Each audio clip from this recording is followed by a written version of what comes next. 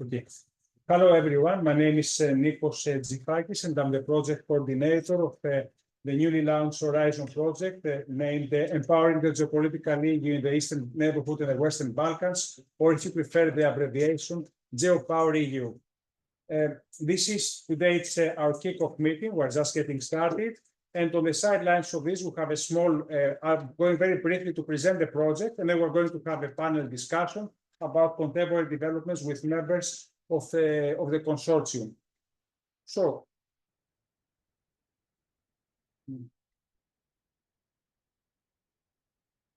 okay, so this project starts with a series of assumptions. The Russian invasion of Ukraine challenged many of our assumptions about European security. It is conventional wisdom that there is a need to review and revise EU policies towards the Western Balkans and Eastern Partnership countries.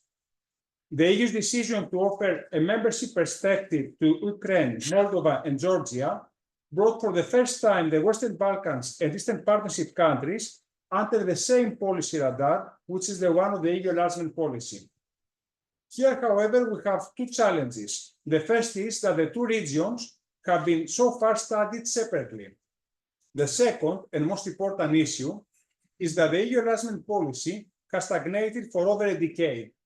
In other words, Eastern Partnership countries were transferred to a policy framework that does not seem to work. The EU claimed that the Russian aggression on Ukraine brought about its geopolitical awakening. The Union has made decisions that were unthinkable before the war's outbreak. However, the EU has not emerged yet as a fully fledged geopolitical power. Some analysts reasonably wonder how the EU would have reacted to the Russian aggression had the United States not been so invested to the cause. Crucially, Russia's destabilizing activity in Europe does not end with the use of lethal military power in the periphery. Moscow's contemporary malign activities exploit an array of tools and methods that take advantage of vulnerabilities such as freedom of the media, assembly, and expression. And in the field of geoeconomics, China and Turkey and the Gulf countries are similarly making non-transparent deals in the two regions that undermine the EU reform agenda and strengthen the rule of authoritarian leaderships. So there is a pressing need for strategic foresight, and the main objective of our program is to contribute to the empowerment of the EU to manage security threats within the deteriorating geopolitical environment that lies in its eastern neighborhood and the Western Balkans. Our main ambition is to articulate a proposal for a comprehensive EU strategy towards these two regions that will employ new and reform means and policy instruments, taking into consideration foresight concerning the strategic aspiration of other geopolitical actors. In particular, we'll try to advance 6 specific objectives. The first is to analyze the effectiveness of EU enlargement policy and the adequacy of its current tools and resources for the integration of countries with EU membership perspective. The second is to interrogate the continued relevance of the Eastern Partnership of the Eastern Partnership for the European Neighbourhood policy. The third objective is to assess the influence of other geopolitical actors, precisely the United States, Russia, China, and Turkey, in the two regions.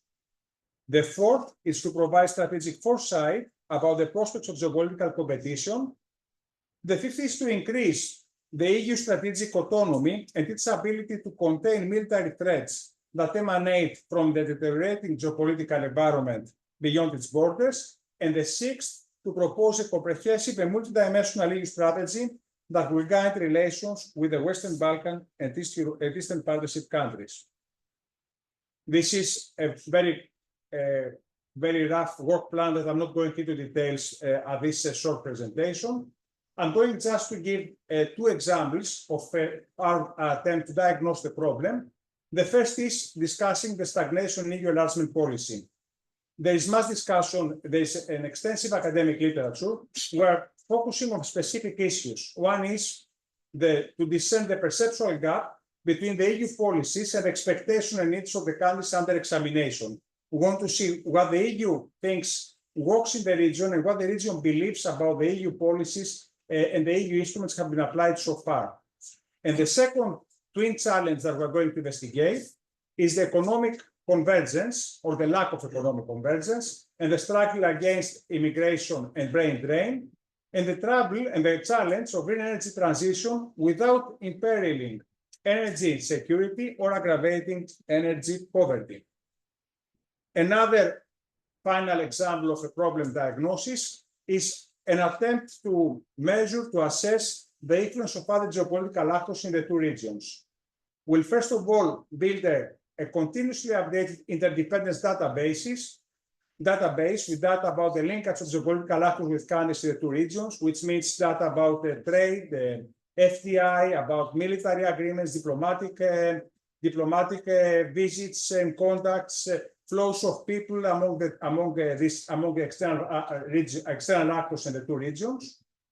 The second is to measure the external geopolitical influence in the two regions through the construction of three indices.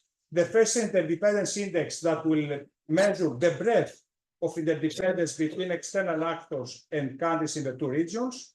The second index about the exposure, the vulnerability of countries in the two regions to external influences. And the third is the extent to which the strategic autonomy index, the extent to which those countries are experiencing limitations to their choices.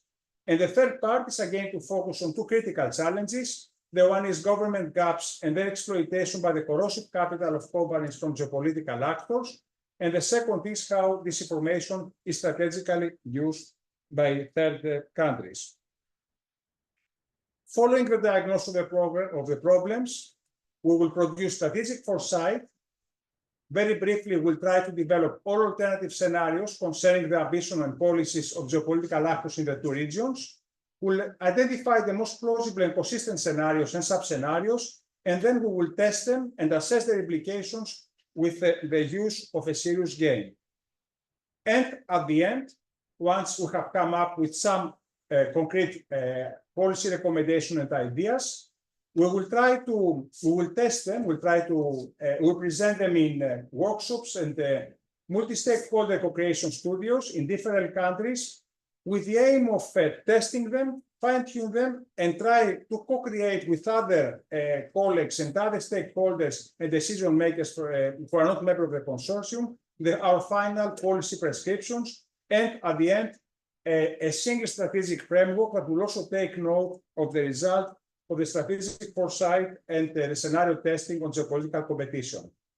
This is the consortium. We are 15 partners. You will see that there are partners from the three Eastern Partnership countries, which is the Georgian Foundation for Strategic and International Studies, the Odessa Metsikov National University, and the Institute for Development and Social Initiatives Vitorul in Moldova. There are also countries from the there are also partners from the Western Balkans. There is the University of Rijeka in Croatia, the Faculty of Political Science in the University of Belgrade, the Institute of Democracy Societas Civilis Skopje in North Macedonia, and then an array of partners in different EU members. Beyond us, the University of the Peloponnese, there is the University of Bologna, Democratization Policy Council in Berlin, which has also field presence in Bosnia, the European Neighbourhood Council in Brussels, Southeast European Research Center in Thessaloniki, which is the host today of our kickoff meeting, the Swedish Institute of International Affairs, and two partners in Austria, the Vienna Institute for International Economic Studies, and the Vienna and the V-Inside. Finally, these are our social media accounts. They are all active. You can already start to follow us and see the progress in our activity. The website is coming soon. It's not yet ready. Thanks for being with us, and let's pass to a discussion. We have no findings at the beginning of the projects, but that have been very awkward. We have much more the opportunity to discuss contemporary developments in two regions that produce a lot of events with 5 members of the consortium. Thanks a lot.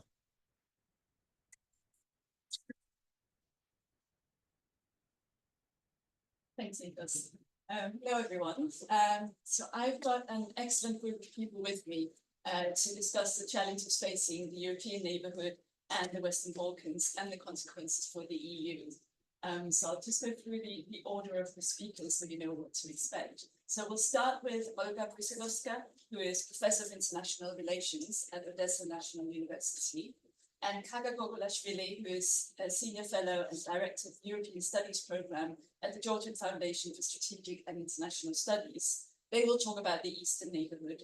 We'll then turn to the Western Balkans, with Zena Pelec, who is Assistant Professor at the University of Rijeka, and Branimir Jovanovic, who is an economist responsible for the Western Balkans at the Vienna Institute for International Economic Studies. Finally, Alberto Bonini, who is online with us here, from the European Commission, will talk about the EU's responses. Each speaker will talk for, I think it's like 5 to 7 minutes, very precise, thereabouts. And we'll then open it up to questions from the floor and also for anyone online who have any questions. I understand you can type your questions if you have any, but I have people with me who will hopefully tell me if there are any questions. So that's it in terms of what we're planning to do. So there should be time also for the panelists to respond to each other. But we'll start with Olga, who will talk about it. Thank you so much. As you understand, this is a very important role for me to start this panel. And I think this is a good sign that you are really interested in Ukraine and that you are supporting us. And this is really very important for the country. But at the same time, as you understand, after the 2 years of war in Ukraine, sometimes there are narratives in different sources that the European Union, all our partners, are a little bit tired of this war, and they want to end this war in some way or other way. As you understand, this is not so good sign for us Ukrainians, because we have another choice. We need to fight, and we need to win this war, because we fight for our independence. I hope that all our European partners understand it, and the role of the European Union is really very important and fruitful from the very beginning. So why we shouldn't be so tired of this war? Why? Because, of course, the Russian-Ukrainian war is not global conflict. This is local conflict.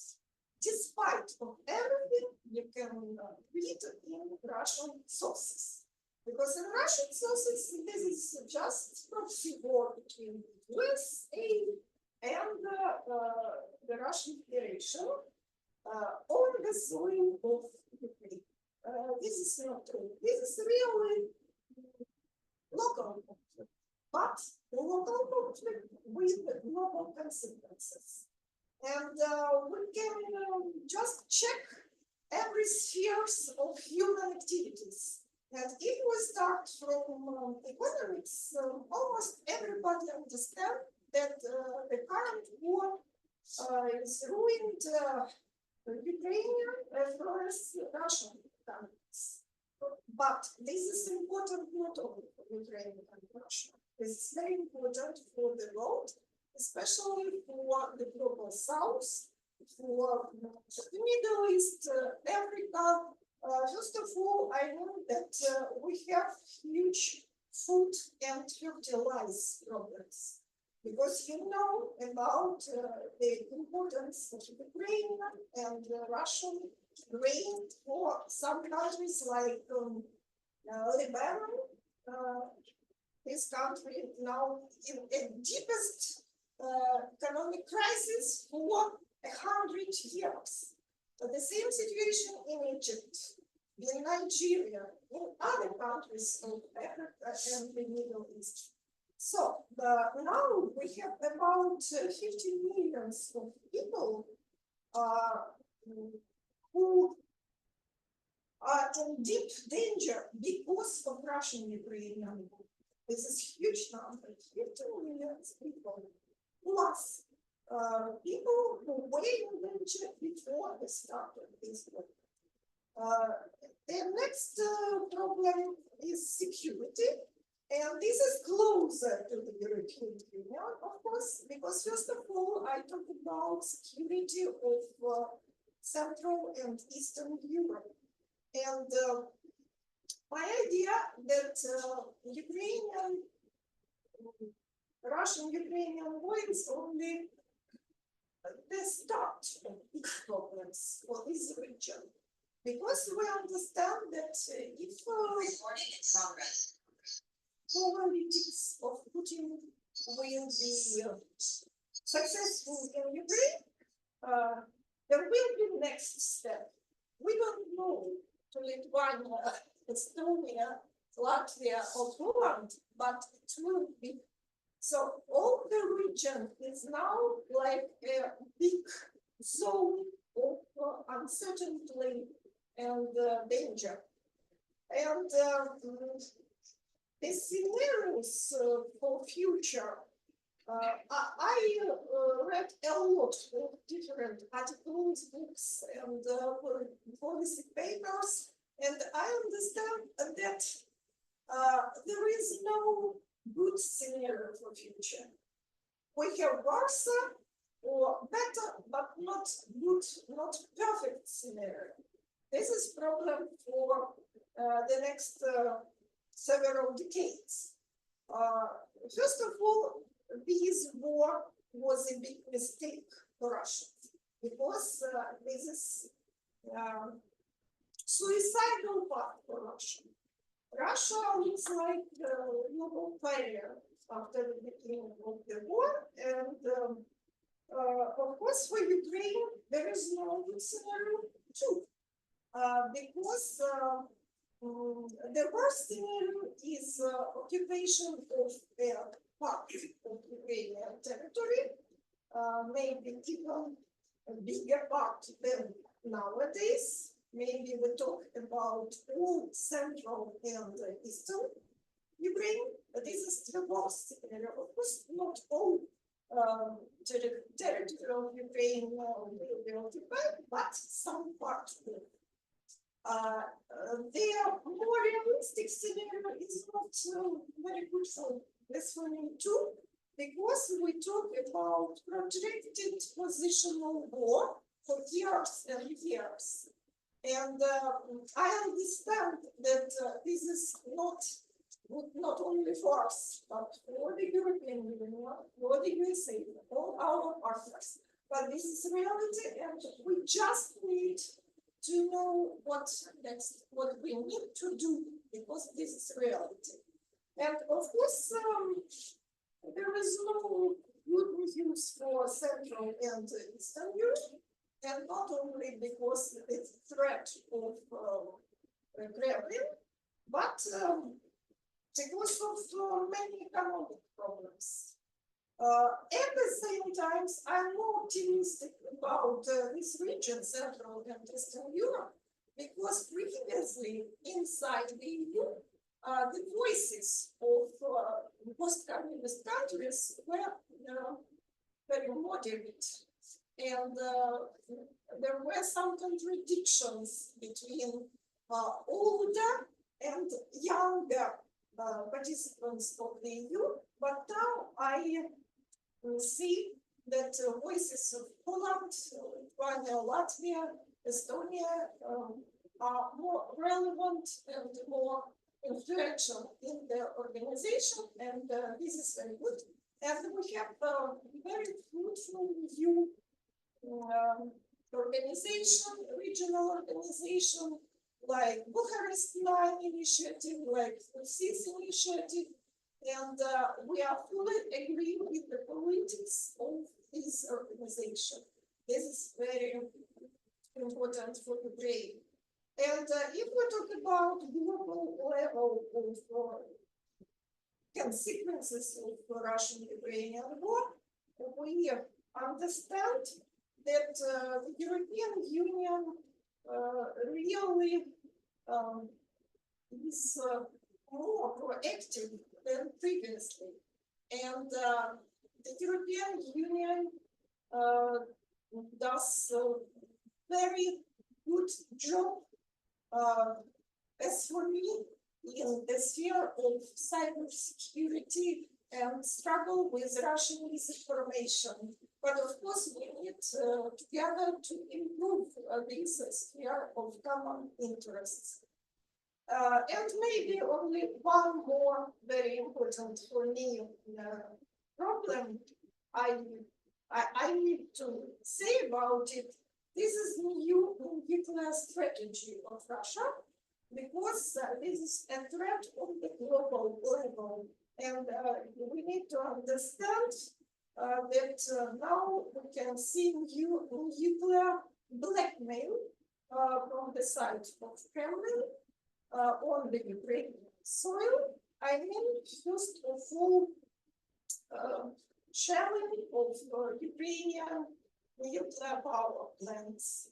Firstly, in the human history, nuclear power plants were shelling. And of course, we need to cooperate and to struggle with this suicidal path of the Russian Federation.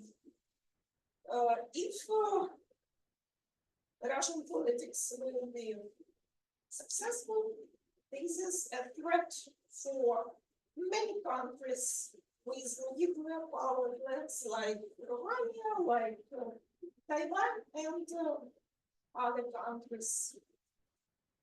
And I think this is just some ideas I can share with you. And if you have some questions, of course, I'm ready to answer. Thank you.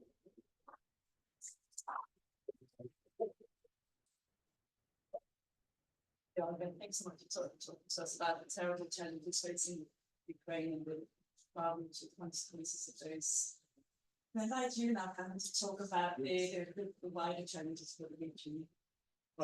Yes, well, thank you very much. First of all, I was delighted to participate in today's meeting. I saw that the consortium really started very efficiently, so I wish us to continue with the same motivation.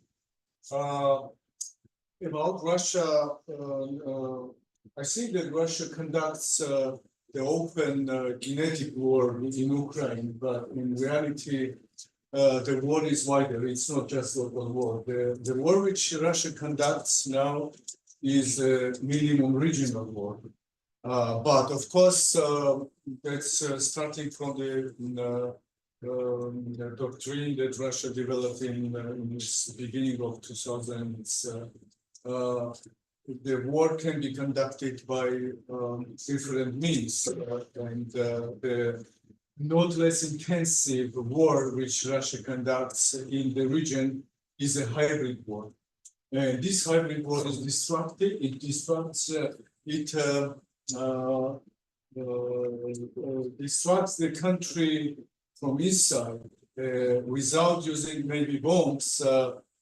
Sometimes the threat of use of force is evident, but not aired in a direct way. So I will attack you. But the rumors, the different type of propaganda information and different type of reactions from Russia, it gives impression that there is a threat of use of force from their side. But it changes the values in the society. It changes it destroys the confidence in this. It destroys the belief of citizens in their own state, in the values which they used to follow before, or in their aspirations.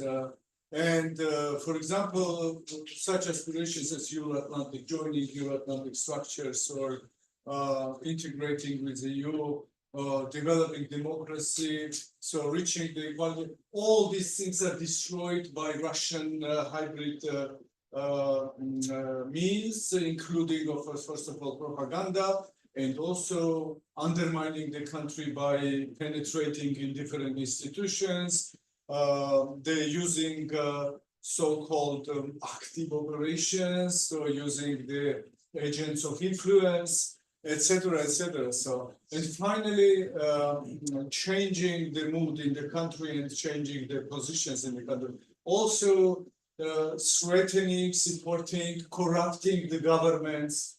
The cases are very, very, I think, very evident and concrete. With Moldova, for example, for years, Moldovan governments and Moldovan politicians were corrupted by Russia. They were very well known means how they were involving Moldovan, for example, there's politicians into the businesses related to Russia, giving them preferences in these businesses. So participating in the trade.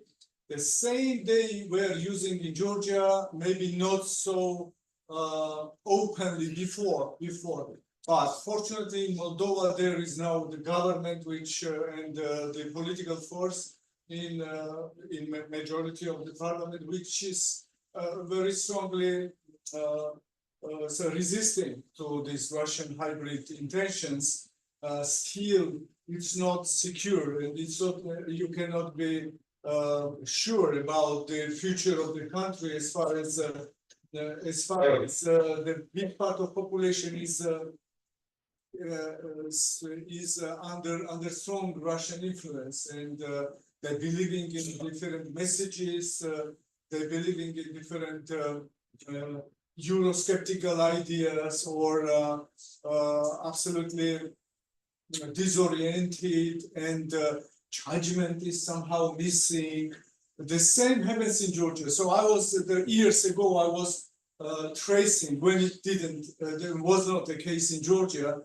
It was already the case in Moldova, and I was tracing what happens in Moldova, what kind of messages Russian state uses there, how it is corrupting the people there, or etc., etc. So, and actually, I was feeling that this will come soon in Georgia. It came very soon in Georgia, but not was so successful, less successful. But as we see now, that finally Russia succeeded also in Georgia even more than in Moldova, because in Moldova, finally, as I told already, the government, the people have chosen the government which is resistant, which is resilient, and strongly resilient towards this kind of attempts. But in Georgia, it happens that we see that in the recent situation in Georgia opened absolutely different reality. We used to live in different reality. Few years ago, even not believing very much in our government, I couldn't imagine that they would dare to make such statements, to start such an attacks against the opinion in the country, and destroying the beliefs in people, in Euro-Atlantic values, and confusing people with that. So it seems that the Georgian government and the majority in the parliament, practically they now receive directly messages from Kremlin, I think, that because this is a type of coordinated attack, and even Kremlin is not involved directly in this, which is we know these messages come from there, but they are aired by official representatives of Georgian government against their own people. And the people, 80% of people is pro-European. They support in any polls in Georgia, sometimes 85, sometimes 80. Well, the minimum there was 70%, which strongly was in favor of European integration. But now we see that the situation is that with 80% people supporting European integration, they're there to air the Eurosceptical ideas, and not only Eurosceptical, but sometimes fantastic ideas about some existing global world parties somewhere in the West. We don't know where exactly, but when Prime Minister is very serious, they says that we are on the, so sometimes somebody pushes us to start war, so to enter the war with Russia. They even don't say in Russia. Their messages are much more much more cloudy, say cloudy. We should start war somewhere with somebody, and there is some forces which push us towards this, and the opposition, which is radical opposition, and non-governmental organizations who are the agents of influence of these global war parties, etc. They create, they make. So I think they push the situation in this direction. So I think it sounds like a conspiracy theory, no? It's a very. We also see that this is a conspiracy theory, but this is very serious. Having in the country the government, the parliament, and the informal ruler like Bidzina Ivanishvili, who is coming to the meeting. They are bringing people from regions, so they are spending money to bring as much as possible people from the regions. Those people who work, who receive money from us, from taxpayers, budgetary organizations, so-called organizations financed out of budget, like the teachers from the kindergartens, from schools, the people working in local governments, etc., and in government established non-governmental organizations, you know, this kind of the levels, so-called legal entities under the public law. So, and they mushroomed in this government. So they are paying the money, our money, they are paying to the citizens' money.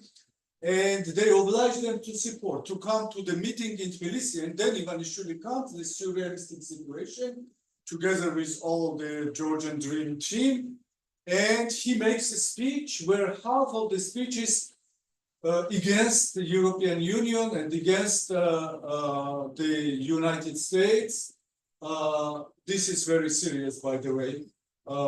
Against the United States, against the European Union, and naming some global war party who influenced the European Parliament. If European Parliament makes a resolution blaming Georgian government and requesting from Georgian government to change this, etc., etc. So this is a type of surrealistic situation, but very real at the same time, very real threat to Georgia. But it's not threat only to Georgia, because I think that Georgia, Armenia, these are the core countries in the Caucasus now.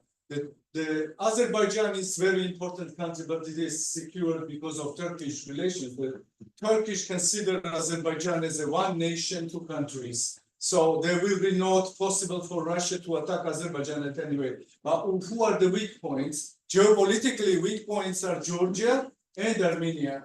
These two countries turned to become more and more European, pro-European, and it was necessary somehow to catch them and to bring back to the Russian orbit.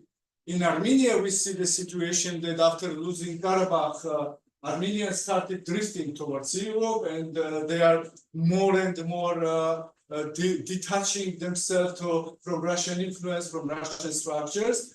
But as regards to Georgia, they succeeded somehow to catch the government and the government has, but they need also the people should be in their favor. Because in Armenia, they have 50% pro-Russian people still.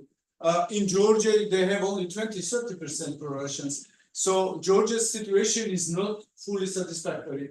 Now they need to continue this hybrid attempts in order to change also opinion in Georgia, to create an agent like foreign financed organizations, agents of influence of this global war party. They cannot dare to say directly that this is influenced by EU or US and they are destroying Georgia as a country.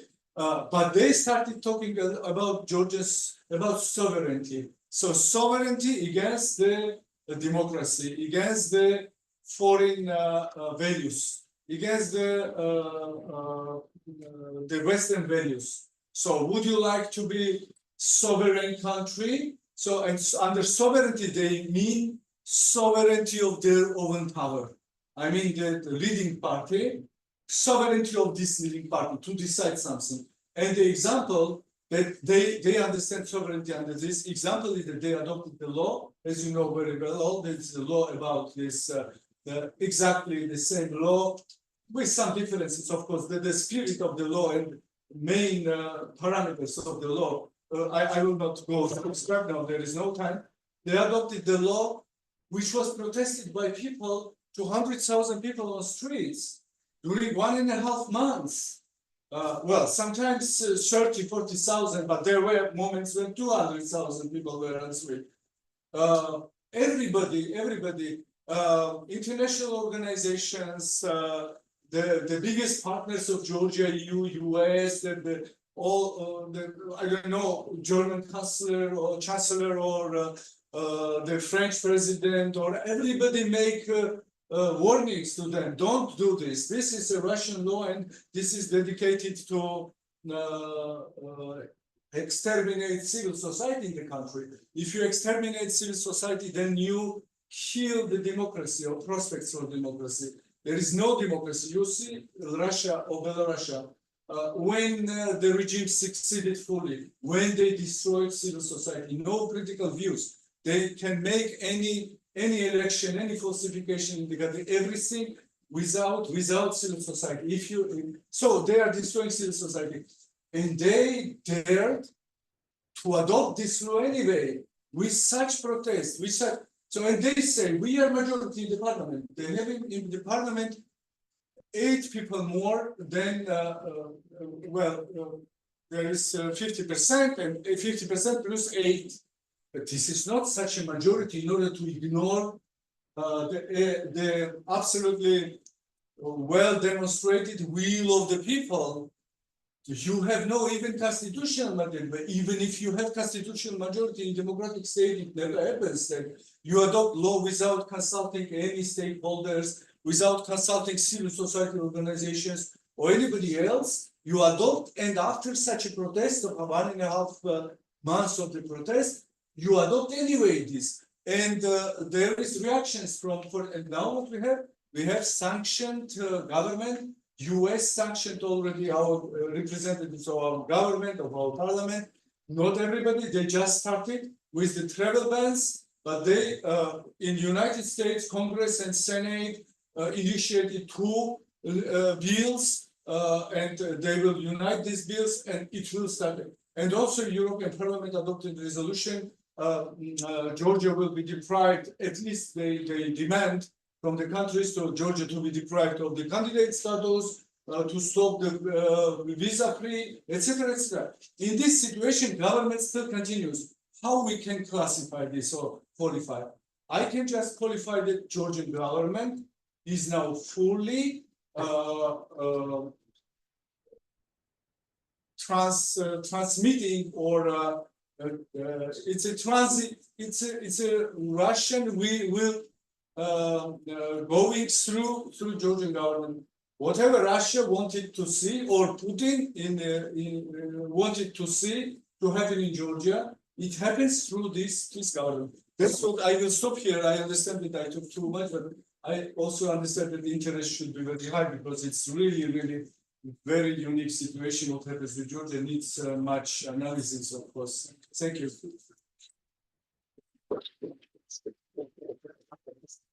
Thank you so much. Thank you for this very sobering analysis. It's clearly much more to cover than what we got in 5 minutes. So, I'm sorry. No problem at all. So we'll now turn our attention to the Western Balkans and the challenges faced by this region, which are similar, but also different in some ways. Sure. Thank you, Nina, and thank you very much to my colleagues from Ukraine and Georgia. It's really, well, an honor to speak after you because in a way, you know, coming from the Balkans and looking at even Russia from the Balkans, it's just so inspiring to see the amount of people really, you know, coming together and behind the flag of the European Union and being so inspired by this dream still. Unfortunately, in the Western Balkans, the situation is not quite the same in terms of enthusiasm for reasons that I will get to, and I think Vladimir will also get to later on. But on the other hand, the issue with geopolitical competition are in some ways similar. Fortunately, the security problems are not, as hot as they are in Ukraine and Georgia. But I think that the only, this vignette of Eurovision being interrupted by the public broadcaster in Serbia and tuning into the visit of Xi Jinping tells you a thing or two about the kind of the priorities of Serbia in terms of geopolitical alliances. So, the appetite for Europe and the willingness to strike friendships with other partners. So in my remarks, I will focus on a few notions that might complicate and maybe nuance, hopefully, our understanding of geopolitical competition in the region. Because of course, it is at the end of the day, for us as academics, a very important task to offer nuanced and sometimes complicated analysis, sometimes not very pleasant to hear. But at the same time, we need this diagnosis in order to be able to get to good policy solutions. So my first point will be coming, again, on this friendship between Serbia and China. You can see that the partnership between them is called, the steel friendship and the strategic partnership that's been set up at national level. So very often these kind of partnerships are set up and approved by agreements that transcend the laws and the regulations of the individual countries. So basically, they are elevated at a kind of national security status. And so therefore, these deals, these economic deals, very often bypass any, transparency regulations, any kind of other laws that other investors should be bound to. And this indeed has an array of adverse impacts. I mean, governance and economic issues and corruption are one, but we've also seen environmental impact in the case of Chinese presence in places such as Balkans, Neighbourhood in Serbia, or as Tuzla in Bosnia, and so on and so forth. It also brings sometimes adverse impact in terms of human rights and labor rights and so on and so forth.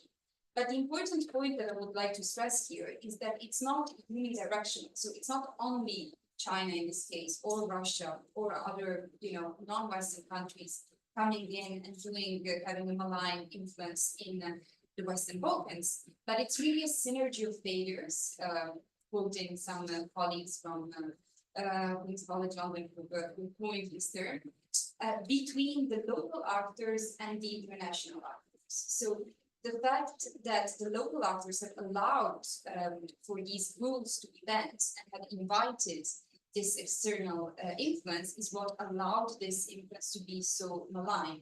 So in this way also, it reminds me what you mentioned about Putin and Ivanishvili and about a host of actors also in Ukraine that have been playing, to Russia's tune, also because they were co-opted by Russia and they were willing to be co-opted, right? So it's important to look at this kind of interaction and not only sticking to the monodirectional kind of bad influence coming in direction.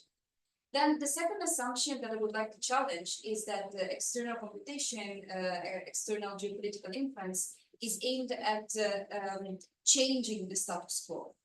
Very often we see that these actors are actually using the status quo itself to achieve their needs and their aims. So in the same kind of example, if you have corrupt actors, actually it's this clientelism that is very radicated, unfortunately, still in some places in the Balkans, that allows for these actors to play into it, right, to use these clientelistic networks and reach their own aims. And at the same time, of course, by using these means, they end up reinforcing the status quo itself, because then the rents, the bribes that go and are being divided among these actors, both local and foreign, end up reinforcing these power structures, these parties, these politicians, these businessmen, and so on and so forth. The following point I would like to make is that it's easier to implement this synergy of failures strategy if you have some sort of meeting of minds, culturally and politically.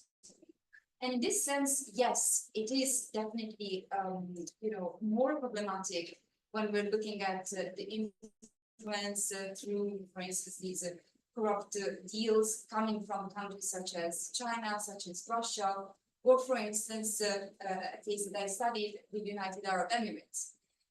In the case of the political cultures where you have the lines between the public and the private that are being blurred, and where you have a top-down type of approach to the public first, it's much easier for these leaders to find this counterpart in a situation in the Balkans where there has been, by and large, a latent illiberalism, so a retreat of democracy coming in. So in this sense, definitely we have an issue with non-Western countries coming in and having adverse influence. However, I also think that it's important that we remember that it's not exclusively a problem of investments and of influence coming from non-Western countries. Because unfortunately, we see that in several issues, for instance, in the mining sector, we had multinational companies from also Western extraction that have raised a lot of issues and have also caused a lot of people to stand up and to protest these investments. And in that sense, I think it's important for us to keep in mind that it's not, so much about kind of this unidirectional adverse malign influence, but that sometimes it's more about these transnational networks. In other words, organized crime knows no borders, and in the same way, these kind of adverse influence knows no borders as well. And I think it's really important for the European Union as something to take on board for the future, this norm-setting aspect, because if they end up losing the constituencies in those countries that are already pro-EU, right, then it will be much more difficult to keep this kind of value-based approach and to keep this traction from the EU's side to keep the enthusiasm high. So just to finish, I would say that despite, I now strive to point at some challenges that are specific to the Western Balkans, and of course there are many ways in which they are, these areas are specific, and our case studies will go into these specificities. But at the same time, we also have a lot of things and a lot of challenges that are in common. It's, I think, really important to kind of identify these common challenges and to also bring the message to the European Union that EU enlargement should go in parallel, should have both these regions together, because in such a way, it really, is more possible to stabilize and to keep this region on track. And to kind of also learn from each other, because of course, Ukraine, Georgia, Moldova can learn from all the challenges that the decades of EU enlargement in the Balkans have had. And at the same time, we in the Balkans, can kind of learn and remember what it was to be enthusiastic about the prospect of the European Union, and to learn and to remember what are, the risks if we end up kind of sliding towards these other geopolitical actors. So we'll stop here, and I look forward to your questions. Thanks.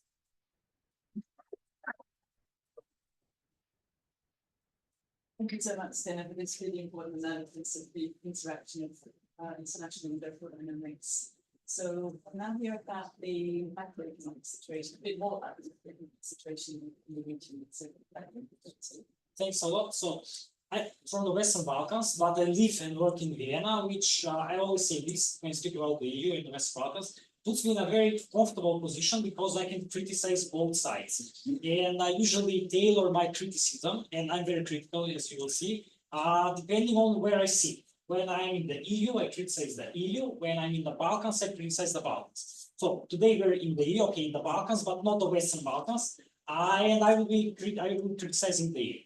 And I'm a macro guy, and macroeconomists like numbers, and I'll bore you with some numbers. I'll start with the simplest indicator of quality of life, let's say, of people, which is GDP, gross domestic product, or average income in a country, per capita, per person, as a share of EU average, if you take control, if you account of different price levels, which is called in economics PCP, purchasing power parity. So I will give you the average level of development of the Western Balkans right now as a share of GDP is around 40%. As a share of the EU GDP. Slightly less, but let's say 40%. 10 years ago, this was around 35% of GDP, of EU GDP. We usually want to say we want to reach the EU level of development.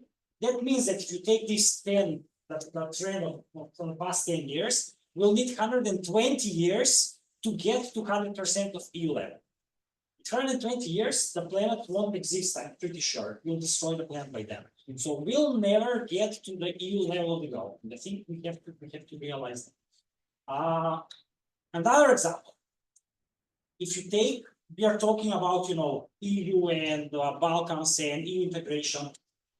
In 2007, Bulgaria, before Bulgaria became EU member state, Bulgaria, Serbia, and Montenegro had very similar levels of development. They were both around, the three of them are around 40% of EU incomes per capita.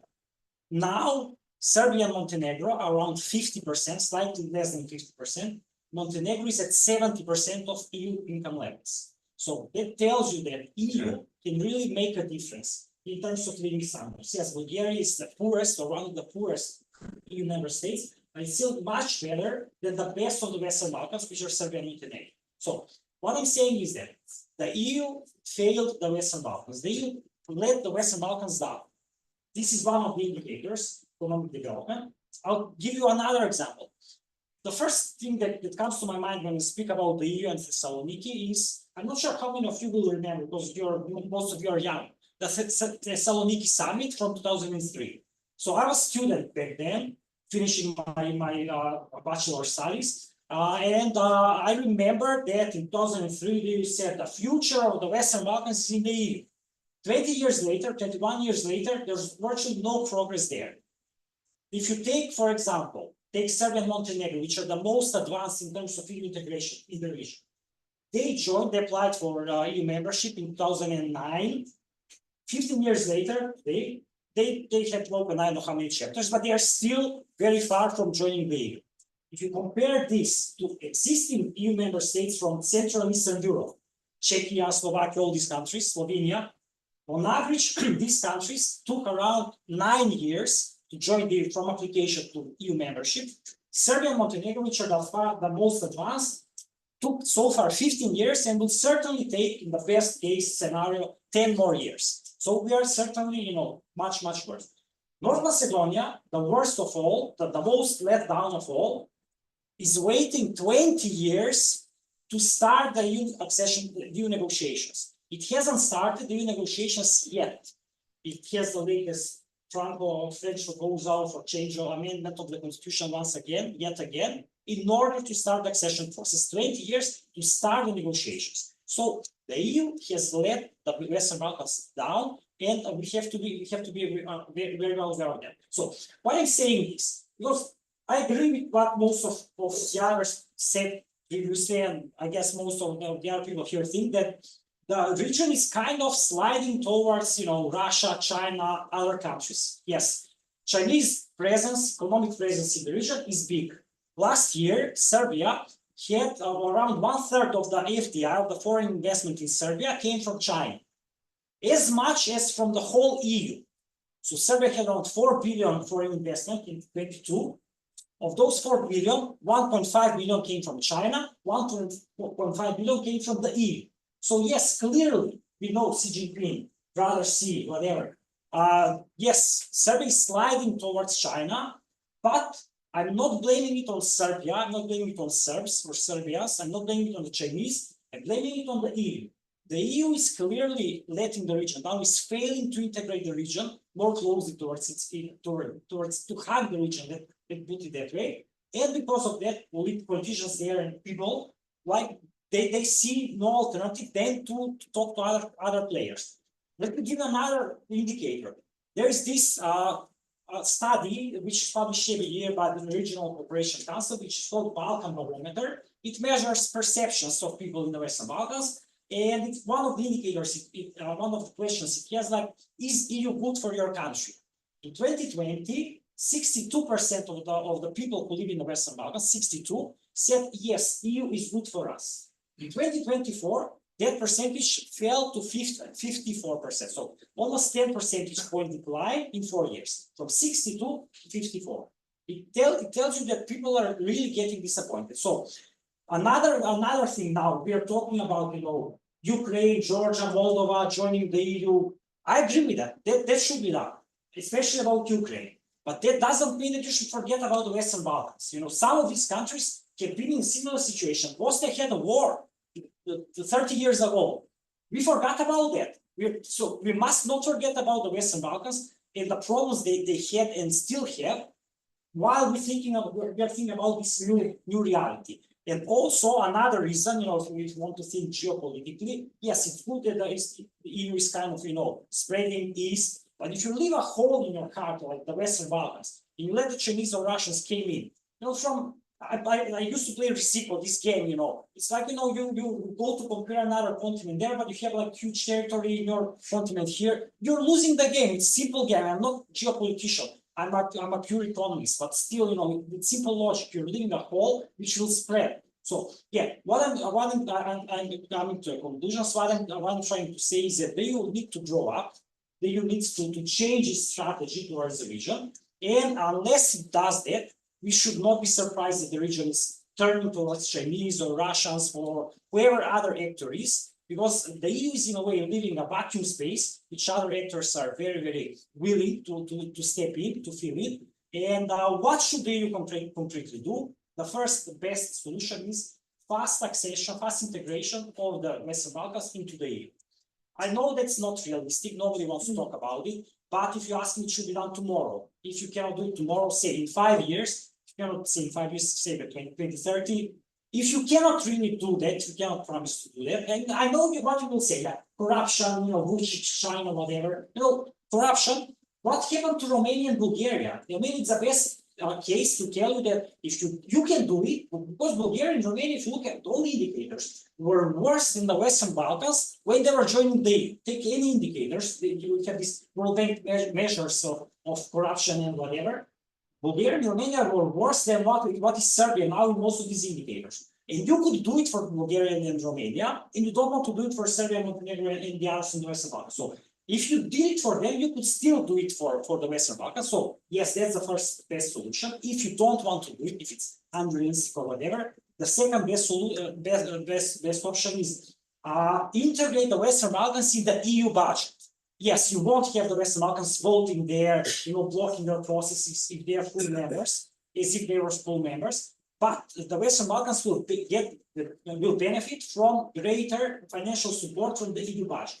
Just to give you another example of the magnitude of this, currently the Western Balkans are getting around 1% of their GDP on average for the last 10 years from IPA funds, instrument for pre-accession. These are EU money that the EU is giving to the Western Balkan countries, 1% of GDP.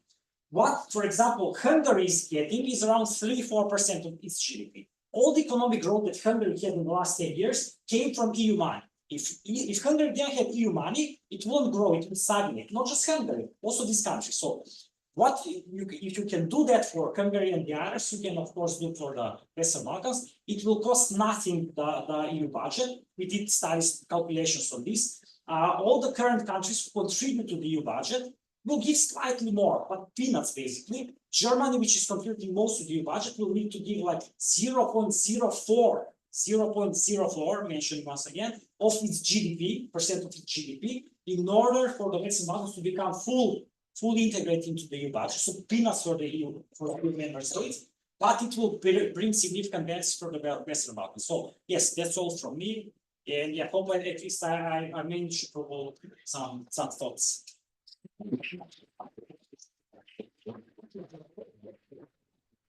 Thanks a lot, Vladimir, for these important and some concerning numbers that I think might have meant to. I think you ended on a slightly optimistic note, but it was just peanuts.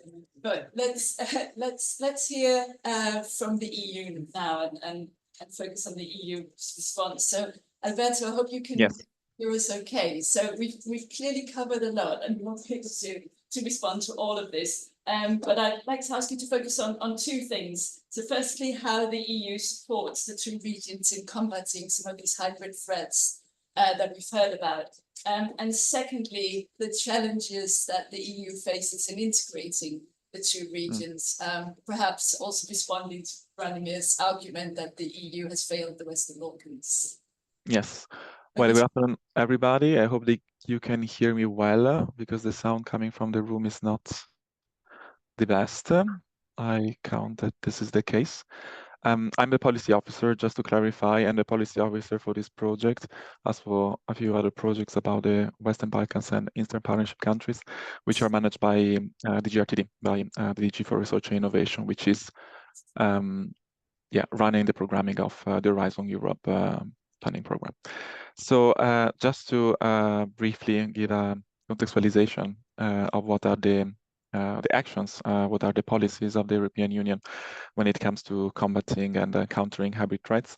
I certainly need to mention that the hybrid threats are an issue, a concern, which is very high in the agenda of the current Commission, of the finishing Commission, of the von der Leyen Commission, and it certainly is going to be very important for the next one. For the next College of Commissioner. Just a very quick disclaimer. I just like to remind that combating hybrid threats is not necessarily a crucial responsibility of the European Union. This is mostly responsibility of the member states. But the Union certainly does a very important role, which is the one of providing some sort of a coordinated response at the EU level. Because as we know, a lot of the hybrid threats that we are referring to, such as disinformation and foreign interference, are by nature transnational. And also, of course, the European Union and more specifically the Commission takes care of coordinating the efforts of the member states with like-minded countries, such as the US, or in the context of international organizations like the UN or international fora like the G7, for instance. So the Commission has been outlining and developing a number of initiatives to counter the hybrid threats for the member states, but also in the neighborhood countries and clearly the accession countries, with a number of policy initiatives. Certainly those which are the most important are those relating to cybersecurity and to foster, to improve the capabilities of the member states and of the Union to react, to respond to the cyber attacks. Also, in terms of critical infrastructures, before and after the attack to the Nord Stream 2 pipeline, certainly this is one of the main activities of the cabinet to securing free and fair elections. This is also very relevant, especially after the clear interference in French or also European elections, the last European elections of last Sunday, but also in the previous cycles, and certainly the Commission has been particularly active in outlining a series of initiatives to tackle disinformation, especially those disinformation actions which are happening online. And in that, I can certainly can mention the code of conduct. Well, it was a code of practice until this year, until 2024, now becoming a code of conduct which basically binds the signatories, which are large platforms, to clean, let's say, the content which is part of the platforms, which is clearly source of disinformation and misinformation. And in this, certainly also the Digital Service Act, which is entering into force, which has already entered into force at the beginning of the year, is also key in the combat that the Commission does against the online disinformation. All of this, just don't want to be so heavy and to mention too many policies and strategies which are maybe not so recent, but all of this is well grounded in all the strategies that the Commission has been developed to secure the security of the Union. Certainly the 2020 EU Security Union Strategy, and certainly the Strategic Compass, which also one of the objectives of the strategic compass is to group, to bring together, let's say, all the different tools or the different strategies to respond to the hybrid threats in a so-called EU hybrid toolbox, which is under development. And on the practical level, just to conclude about this overview, what the Commission has done is, for instance, to create this EU hybrid fusion cell, which serves to analyze and share information regarding hybrid threats among the member states and other partner countries. Also, the Union has developed quite a few task forces or units or divisions for strategic communication to counter disinformation inside and outside the EU. And for this, I'm sure that you're aware about the task forces at the European External Action Service, which are behind the EU versus Disinfo, which is a newsletter which debunks especially Russian disinformation, especially after the invasion of Crimea after 2015, but also on the practical level, also the Commission funds research and innovation actions like the one that you are part of by means of the Horizon Europe program, but also by means of other funding programs, like I just mentioned one, the SERV program, the Citizens, Equality, Values and Rights program, which is managed by our colleagues at DG Just. Focusing now on what the Commission, what the Union is doing in the Western Balkans and Eastern Partnership countries, there are certainly a number of instruments that I can still mention. The Commission wants to bid a lot, wants to invest a lot in capacity building and technical assistance in the form of training programs, workshops as well, expert advice given to national governments, specifically to combat FIMI, foreign interference, or well, the acronym is Foreign Information Manipulation and Interference, and also to strengthen the capabilities of these countries to respond to cyber attacks and to improve their cybersecurity. As said, also via this fusion cell, information sharing and analysis is very important in the strategy of the Commission. The Union, I mean, via some of its services, DG Just, DG Near, the External Service provides some assistance and some support to the national governments to develop new legislative measures in order for the Western Balkans, for instance, to adopt useful legislation to better protect their own critical infrastructures in terms of energy, in terms of telecommunications, to ensure electoral integrity, or also to combat the several issues that we are very aware, like illicit financial activities or smuggling of illicit products. And another very important, especially when it comes to enlargement policy and the new enlargement methodology, as it's called, as it has been labeled as of 2020. And renewed importance is given to the support to civil society organizations, to grassroots movements and organizations, to NGOs, in order to raise awareness about the importance of combating hybrid threats and the relevance of this information in hijacking our democratic systems and the democratic institutions of the Western Balkans and the Eastern Partnership countries, and also to promote the so-called media literacy and critical thinking among students and the overall population, and also to improve the fact-checking of the local organizations. And for that, you're probably aware of the EDMO hubs, European Media Digital Observatory hubs, which has exactly this role, and which is managed by my colleagues at DG Connect, and certainly linked to that, support to media and journalism, and also, of course, cooperation in a broader sense in the international fora, so NATO, the OSCE, or the UN.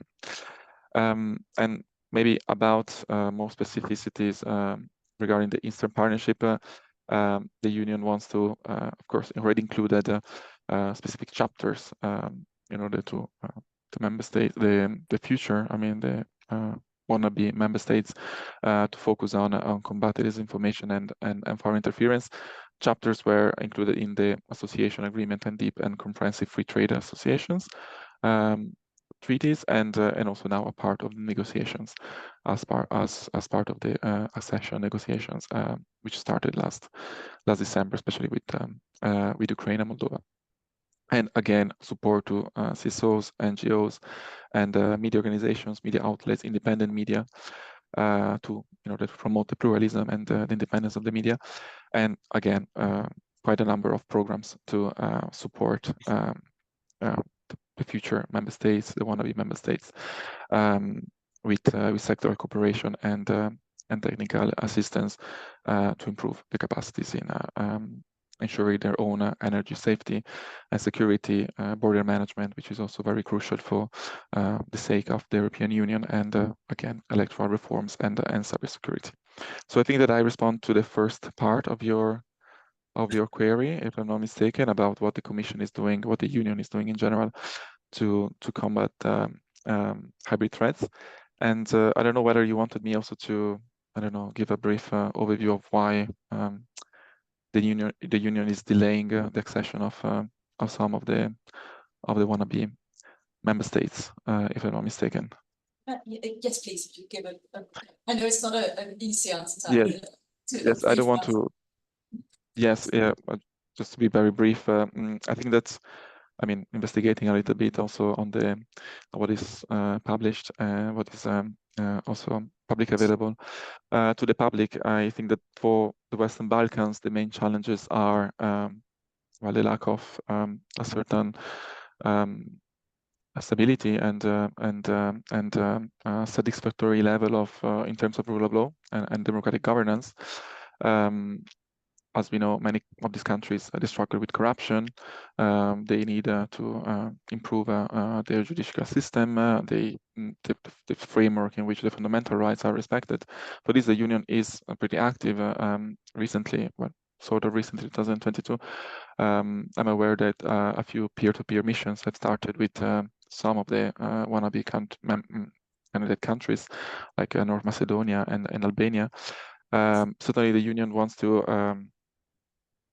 to see better stability and reconciliation in terms of the ethnic tensions and historic ethnic tensions that are ravaging the region, which are, some of them are considered unresolved conflicts, and which certainly hamper the stability of the institutions, as we see in Bosnia and Herzegovina, but we can also think about Montenegro, Kosovo, and certainly also the importance of reforms in the field of security and defense. This is also something that the Commission would like to see implemented before probably speeding up or respecting the calendar for the accession of these countries, because in terms of fighting crime and terrorism, or ensuring securing the borders and providing like a proper border management, we see that there are some delays, and the Union certainly wants to see another picture before speeding up the accession talks. This is when it comes to the countries of the Western Balkans. When it comes to the Eastern Partnership countries, a big break certainly was the geopolitical complexities of the region, because they are, certainly are, and there were overlapping interests of geopolitical competitors such as Russia, although these have been changing abruptly recently with the invasion of Ukraine, which instead have speeded up the accession of Ukraine and Moldova. So I think that these are the main reasons behind some of the delays of the institutions in respecting the word that was given to these countries. And I think that's, I mean, I'm happy to answer other questions if there are.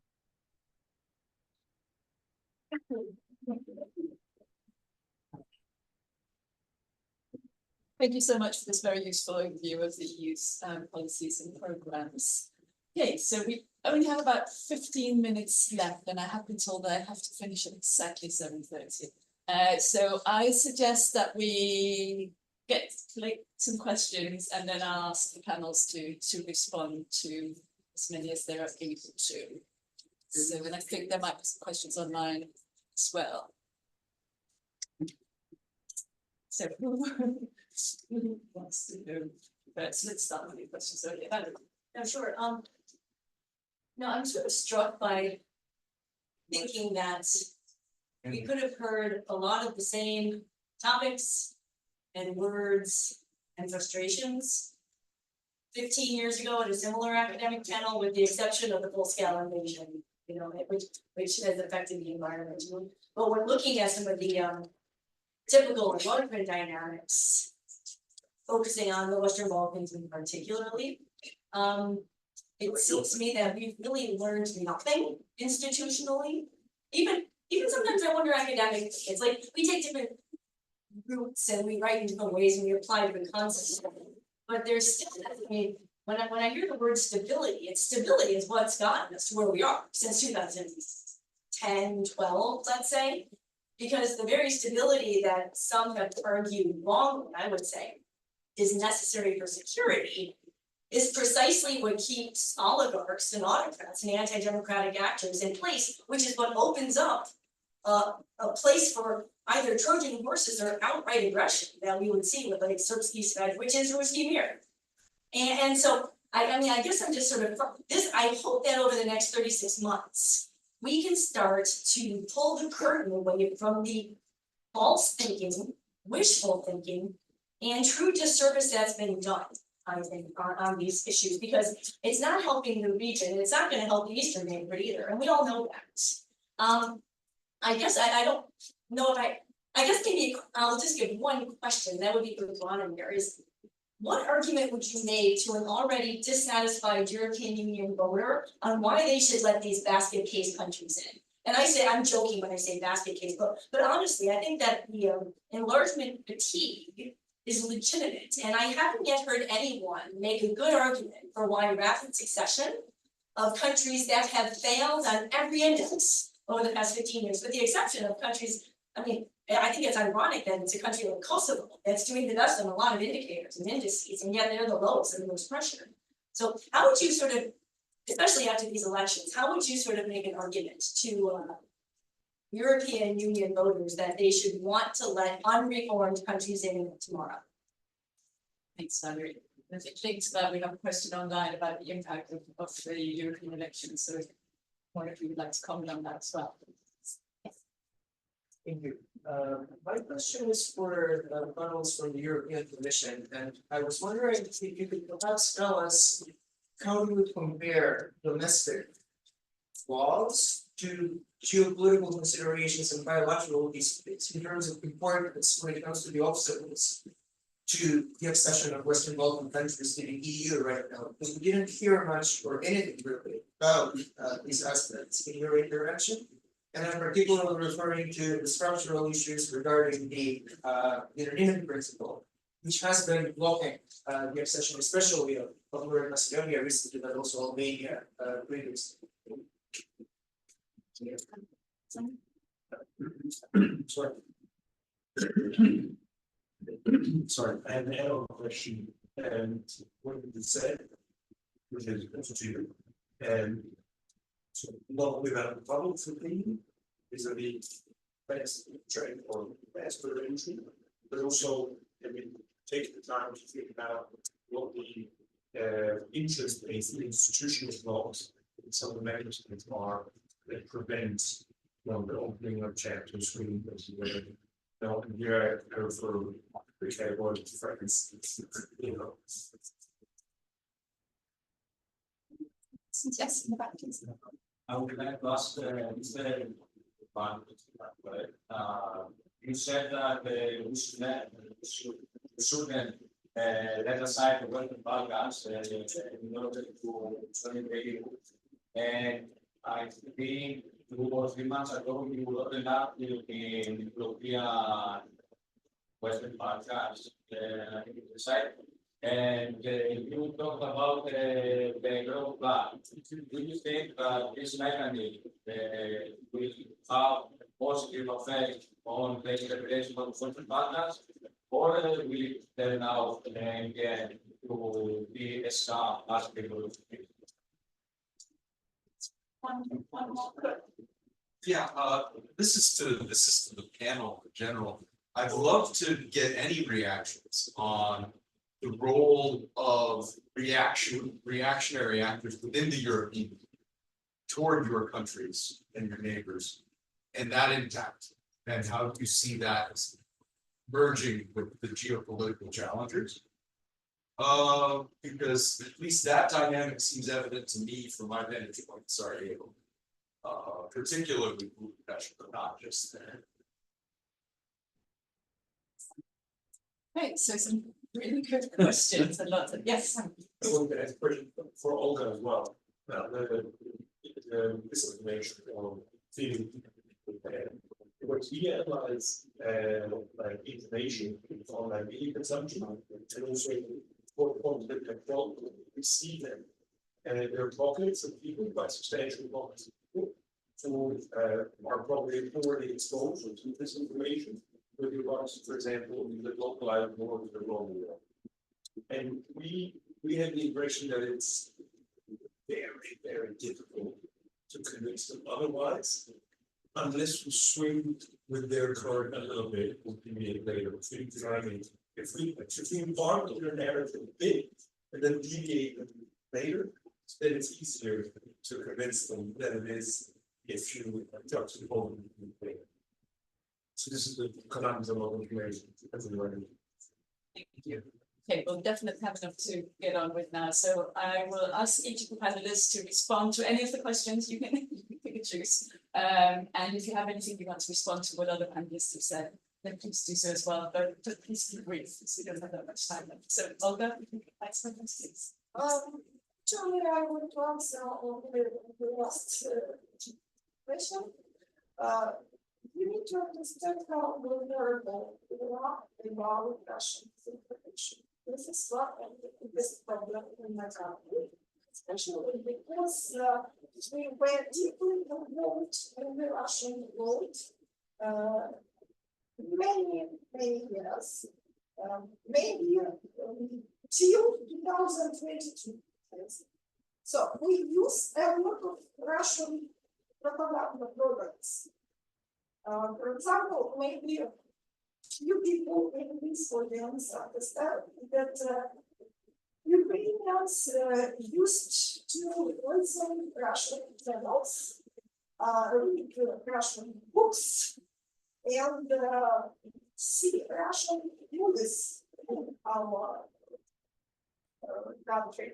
And only after the invasion of Russia in Ukraine, the situation changed a little. And we understand the dangers of these Russian narratives. And therefore, when we understand that some of our Western partners use Russian narratives, we are in some shock, yes, situation. This is a huge problem, and this is some red line for us. We need to stay on this position, and we need to explain every day to our partners, not to our enemies, but to our partners, that there are very few things that are really important for us. First of all, understanding from your side that this is a war between Russia and Ukraine. This is not a civil war between Ukrainians and Ukrainians, because sometimes where the point is how you talk about this. There is no, for example, the people of Donbass. This is really one of the most popular Russian narratives, and we need to explain that it is just one of the Russian movement, etc., etc.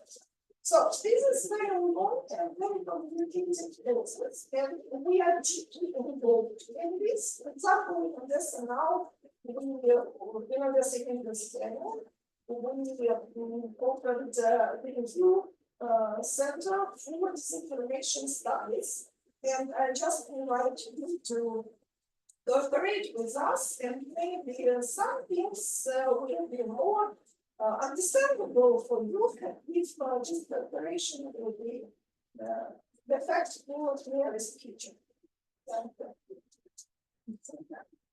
Actually, nice. Okay. Oh, sure. I'd like to get back to Kurt's question about the challenges coming from inside the EU for the Western Balkans for this region. Unfortunately, yeah, it's very true what Kurt mentioned. So, for instance, we see that in the case of Orban and of his links with several Western Balkan countries. And I mean, I think there's us back to the point that we need to recognize the fact that the authoritarian practices know no borders, and that we have this issue of kind of mirroring these authoritarian practices and authoritarians kind of learning from each other. So that's one. And the second one is also that it's very important to kind of be aware of the type of EU enlargement model that is being passed. So because if Orban's Hungary is the biggest champion for EU enlargement within the EU, with the kind of model it sets, then this obviously gives a very bad, very different kind of picture for the kind of EU enlargement that we want to see happening in the Western Balkans as well, right? So I think I'll go back to that point about the European Union as a norm sector, as a union that is not only an economic and transactional type of bloc, but something that really should go back to the point of propagating these values, of being proud of the values it stands for. So, if we as European Union, because I mean, me as well, I grew up in Italy and I'm Croatian, so I put myself in here. If we propagate, if we tend to kind of set this model and say to these countries that the right way to do, to be part of the club is really to stick to the rules. If the EU is consistent with its rewards in the right moment, it will then elicit a response from the EU enlargement countries, which will be much closer to what Mr. Domini was saying in terms of being, sticking to the rule of law, of being more, having no issues with security and so on and so forth. Because if we miss that boat, let's say in the case of North Macedonia, right? If we miss the window of opportunity to do things right, then unfortunately it will be easier to slide back to authoritarian practices, to issues with the rule of law and so on and so forth. So I think that maybe I'll stop with that. But this kind of going back to the value-based approach rather than this transactional approach that the EU unfortunately has got to in terms of its EU enlargement is really key to start changing hearts and minds and to get to a better place to make EU enlargement work for both its regions, the large region as a whole. Yes, well, I think I will say a few words about this. Why should you enlarge, and this despite of the fatigue. And the second thing is the geopolitical. What should be done with these geopolitical challenges that appear to us? And I think this is very interconnected, two questions, exactly because of these geopolitical challenges, which I don't consider, saying frankly, that these are purely geopolitical. Geopolitics in its core, it's about territorial division, actually, and about influences on the countries. Finally, it's about the territories, and even hybrid war was considered is in order to influence first, then to get territorial gains with the kinetic war we used. But still, I think in 2015 I wrote an article about it because there was a conference, and I really concentrated on the issue at the time. And then I decided that there is no way for you to continue with this transformational policy, which is absolute necessity for you. If you doesn't continue with this transformation policy, it closes by itself in its own invented idea of the normative society existing. This should continue emanating this idea of normative society outside, in the neighborhood, elsewhere, despite of the Huntington's theory that you should not make other civilizations to think like you think about. But I think that this is in a genetic code of you.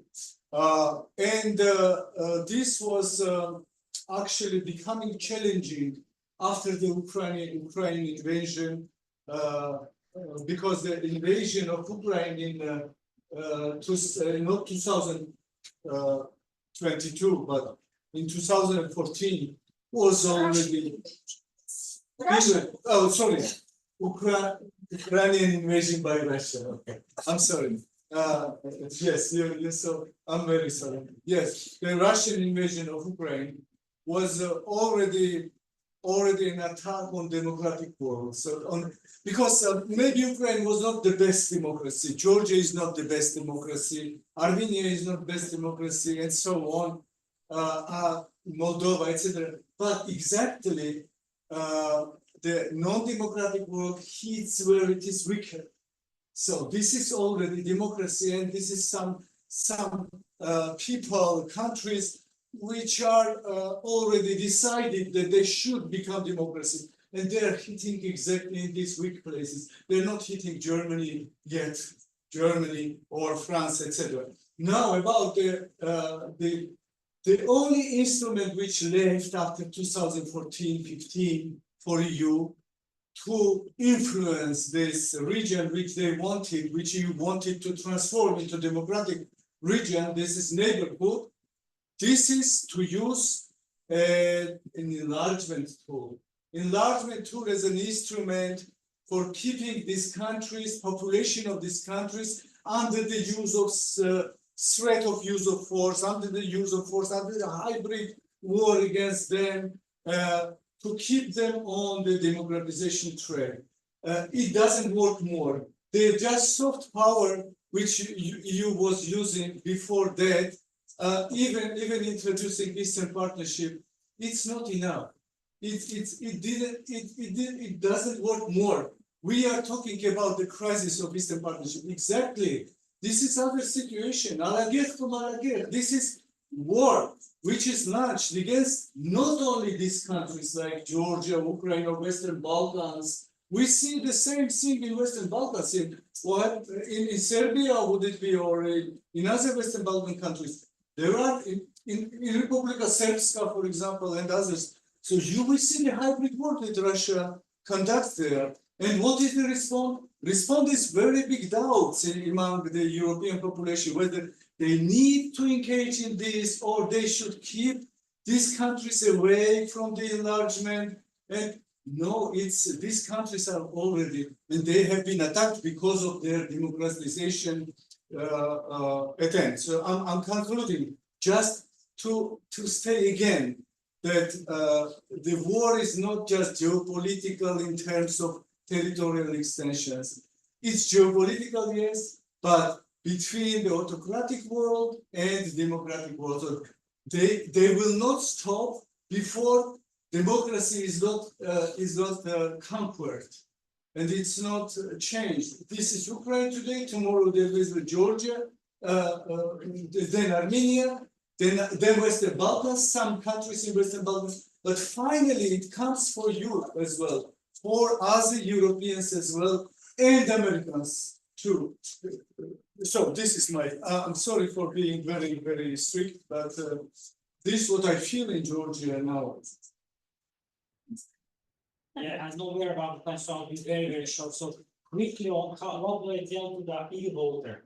I would tell him or her that including the Western, accepting the Western Balkans in the EU would matter nothing to them. They won't change anything in their lives. The same way that Bulgaria, Romania, or Croatia won't change anything in their lives. But on the other hand, it would mean a lot for the people who live in the Western Balkans. If anything, it might be good for people from the EU, because it will bring kind of stability, security, whatever you want to call it, in the region, meaning that you will have less influence from outside actors, and because of it, it will be like better also for the Europeans. But I also want to raise here a very important point. Nobody was asking these questions when Bulgaria or Romania were to join the EU. Yeah, I know EU fatigue, a large fatigue is big in the EU, yes, but it's kind of interesting to think about it that when these countries were joining previous countries, nobody was asking these questions. Now, when it's time for the Western Balkans, we are raising these questions. So I think it's also telling kind of a bit there. Now, about I'm not sure I understood your question entirely, but briefly, general comment. I agree that there are many institutional problems in the Balkans.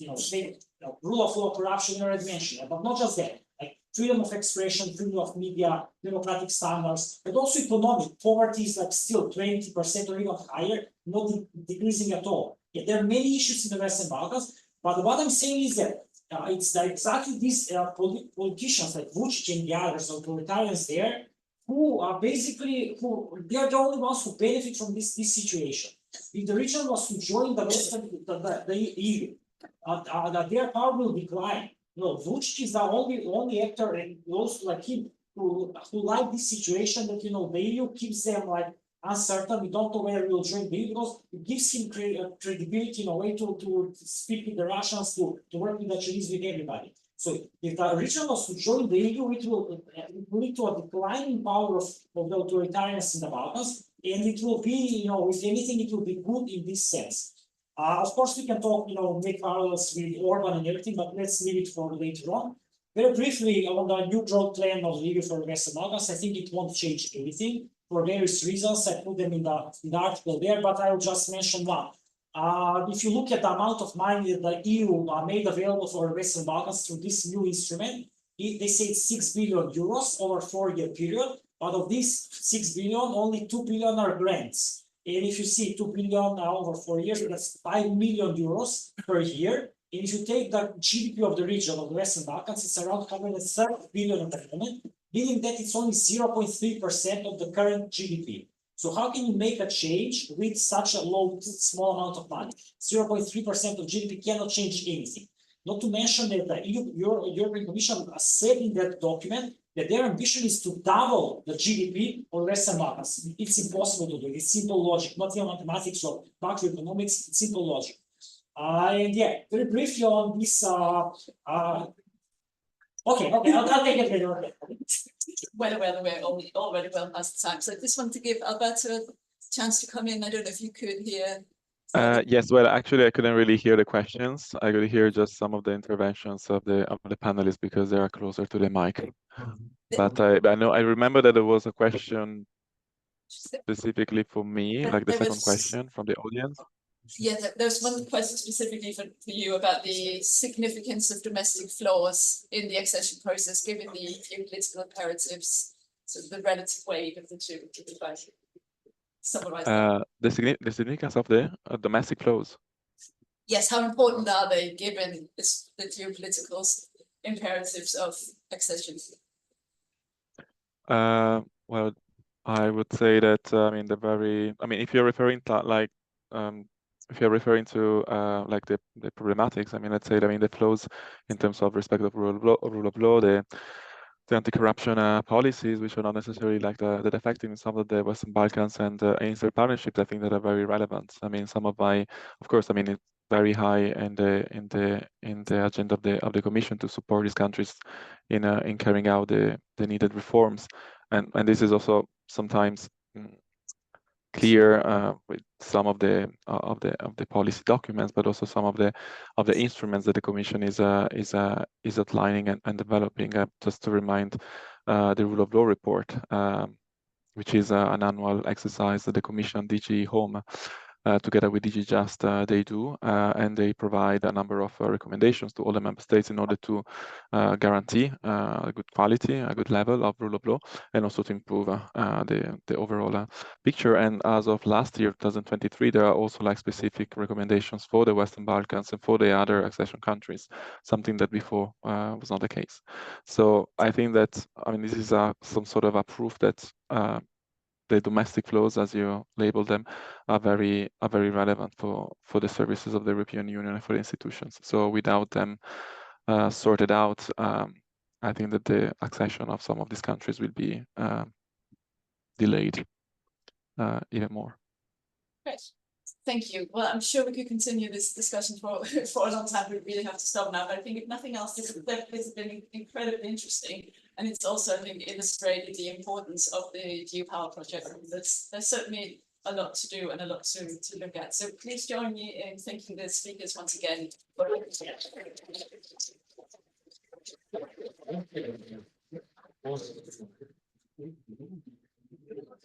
Thanks.